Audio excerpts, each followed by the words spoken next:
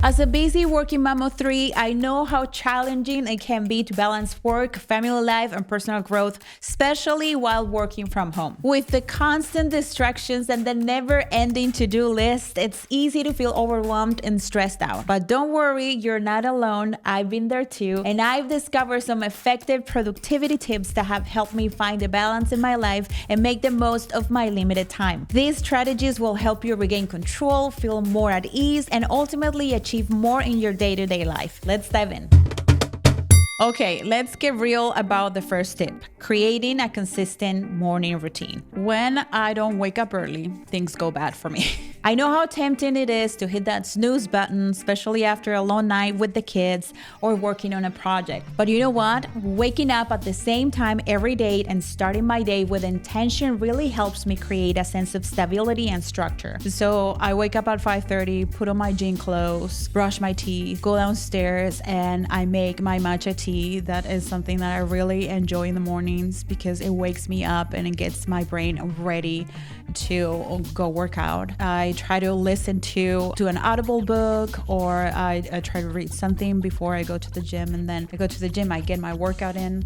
It's usually an hour and a half, and I feel new and ready to tackle the day. But hey, nobody's perfect, and there are days when I might give in to the snooze button, but the key is to not let one setback turn into a downward spiral. Then if I have time, I meditate. I have to say that I put meditation sometimes in the back burner because I have a lot of things to do, and our mornings are very busy with 3 kids. But if I have time, I meditate, and that helps me to stay centered and to just have that moment of bliss and a moment for me. Tip number 2, focus on your most important task or MIT. I'm sure you can relate when I say that sometimes it feels like there's a never-ending list of things to do. I'm one of those that put so much on my to-do list, and half of the stuff I put on my to-do list, they're not even important things that I need to accomplish during the day. At the end of the day, I have this list of unfinished things that they weigh on me, and they make me feel like I'm not doing enough. So instead of trying to accomplish 100 things in one day, I narrow my focus to just one big important task. And to make sure I give it my best, I use what I call my golden hour. You know, that time of the day when you're most focused, awake, and creative. Yeah, that's when I dive into my MIT. For me, that time is in the morning. I'm very focused between 9 and let's say 12 or 1. From the moment I have lunch, the rest of my afternoon doesn't even exist. But in the morning, that's the time where I can really use to tackle those most important tasks. And that has been a game changer for me, because I know that by the end of the week, if I tackle every single one of my MITs, that I'm in good shape. Here's the thing. If you consistently tackle 5 MITs every week, your business will grow, period. Even if the older stuff, the low ATs, what is it? How do you call it? The LATs, the low priority tasks, the least important tasks. Like cleaning the refrigerator. You know, I'm glad when our business is in the dumps, well, at least we'll have a clean house.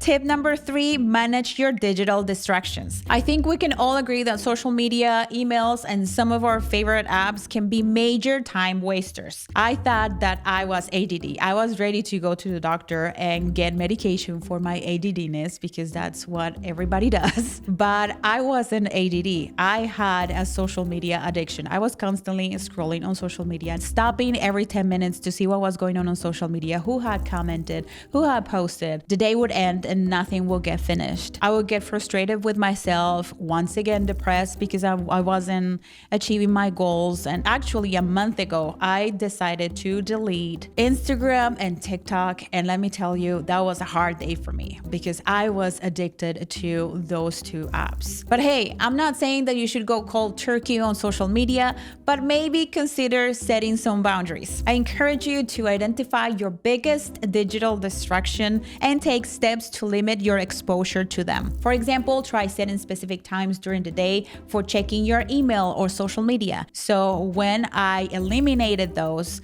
I started to gain back my concentration. I was able to focus on tasks, finishing tasks, and find excitement in just getting those things on my to-do list to check off. And you know, maybe it's just just not about social media. Maybe you're a serial multitasker, constantly switching between tasks and getting lost in browser tabs. Guilty of that. Don't count how many tabs and windows I have open in my computer. You might get angry at me. If that's the case, try using tools like browser extensions that limit the number of tabs you can have open, or apps that help you focus on one task at a time. The key is to create an environment where you can focus on what truly matters in your life. Tip number 4, learn to delegate and empower others, especially with social media. And speaking of social media and posting and maintaining your online presence, I had to find a way to stay productive without getting lost in the endless scroll. We were very reluctant to delegate certain things, especially because at the beginning of our business, we had some, I wouldn't call it bad hires, but we were just not ready to hire somebody. But we got over that, and we were approached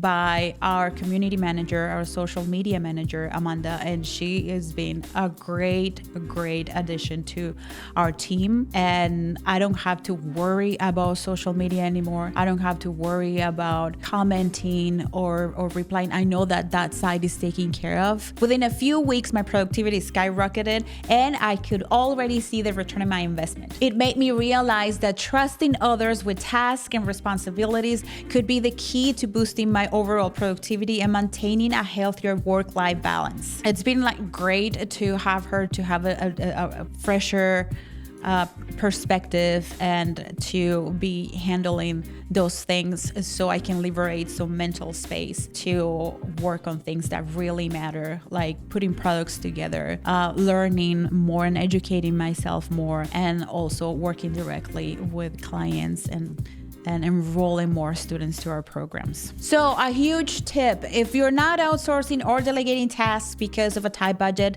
just know that it will pay dividends quickly, and that by utilizing leverage is how business owners scale quickly. Now, I know that you may be thinking, but Veronica, how do I learn to delegate effectively? Well, first, take a step back and assess the strengths and expertise of your team members or potential hires. Then assign tasks that align with those strengths. Make sure you communicate your expectations clearly and provide the necessary tools and resources for your team to succeed. Something important when you are having somebody new in your team, when you're hiring somebody to work for you, is to really communicate with that person, to communicate your vision, to communicate your values, and to have them be informed and part of the business that you're building, so they can be a spokesperson for you, so they can have your voice too. Delegation is not about dumping tasks on others. It's about empowering them to take ownership and contribute to the success of the team. Encourage them to ask questions